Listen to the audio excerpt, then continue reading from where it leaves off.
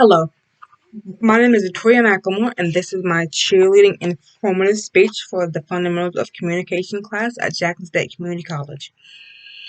2 minutes and 30 seconds is all a cheerleader gets to perfectly hit every stunt, jump, and cheer they have been working on for months. Have any of you done a sport you've been so dedicated to that you would work through injury to compete? Cheerleading was that for me. I was a competitive cheerleader for 6 years, and today I would like to tell you about how cheerleading is a sport, how it is dangerous, and how it is physically and mentally challenging. I will start with how cheerleading is a sport. A sport is d- defined as an athletic activity requiring skill or physical prowess and often of a competitive nature. Organized cheerleading became widespread in high schools during the 1960s. College cheerleaders taught basic skills to many of these high school cheerleaders. Cheerleading on the sidelines of a football game would not necessarily be considered a sport, but it has become competitive, which, from the definition, would be considered a sport. In 1965, Fred Gastoff invented vinyl pom-poms, and they were popularized by the International Cheerleading Foundation, now called the World Cheerleading Association.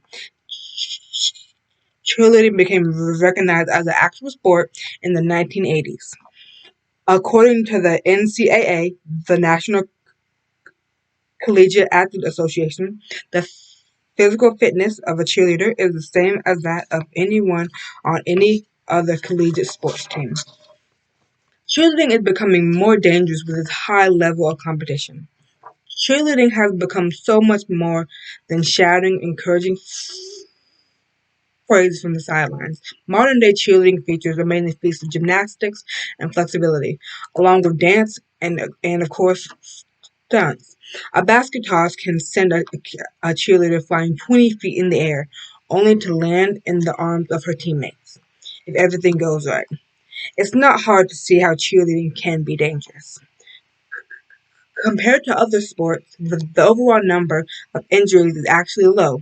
However, cheerleading injuries are often much more severe, making up to 50 to 66% of catastrophic injuries in female athletes. A catastrophic injury is defined as a severe injury to the spine, including the spinal cord or brain, and may also include skull or spinal fractures. Some of the causes for cheerleading injuries are lack of training, lack of conditioning, and that there is no protective gear for the sport.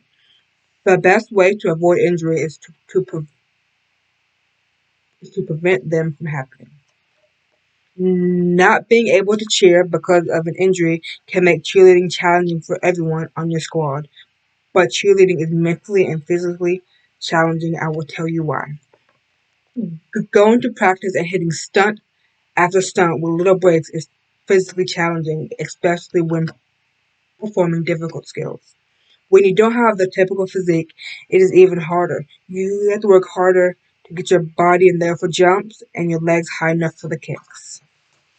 Cheerleading is mentally challenging when no matter how hard you work and push yourself, you can't hit the stunts, jumps, or kicks.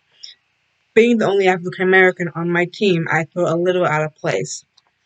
It is it was mentally straining trying to prepare my mind for the physical strains of practice and competition over and over again.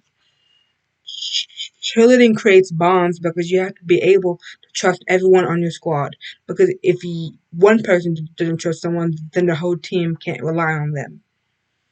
I hope you have all experienced a bond like the ones I had with my sisters. Cheerleading is a sport. It is dangerous, and it is mentally and physically challenging. I hope you know I hope you now have a better understanding of how stressful that 2 minute and 30-second routine can be. Thank you.